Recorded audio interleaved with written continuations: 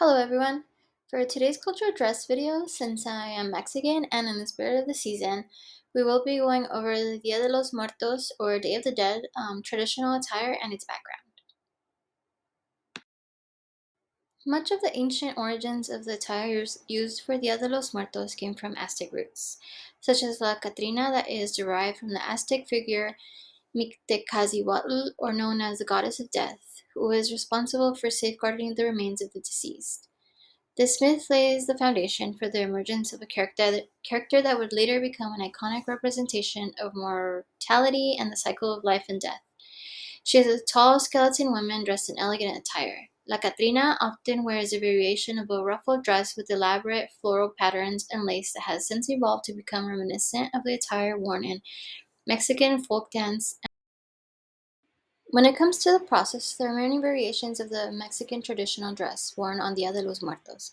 They vary slightly in styles according to region. The most common ones are known as the huipil, Tehuana dress, cueshquimetl, traje de fiesta, el rebozo, and the charro suit. Oh, and the sarape.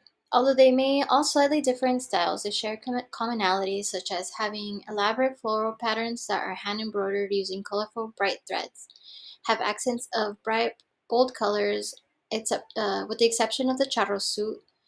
However, they're all handmade and embroidered with ornate accents shown in the images. Some have colorful ribbons and are often sewn on. The process is being intricate and rooted in tradition, now passed down for centuries.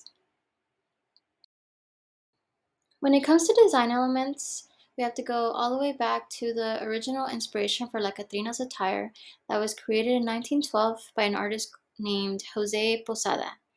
In his depiction, she was meant to represent a woman who sold garbanzos and dressed in an upper-class French-inspired dress and matching wide-brimmed hat. At the time, this was meant to be a satirical commentary of the social divide and meant to poke fun at those of the upper class that were thought to be obsessed with appearing more European. Unknowingly, this fashion choice would make her transcultural, therefore allowing for her evolution to adapt to all sorts of traditional dresses of all Mexican regions as addressed in the previous slide. While people still stay true to her elegant ruffled dress, they also stay true to their own traditional attire, merging the design elements by choosing color schemes considered of dark colors or mostly black garments that then have accents of colors that represent Dia de los Muertos, such as marigold shades of orange and yellow, along with blacks and reds with matching skull face paintings to represent La Catrina's. Now, here is a list of my references. Thanks for watching, and I hope you learned something new.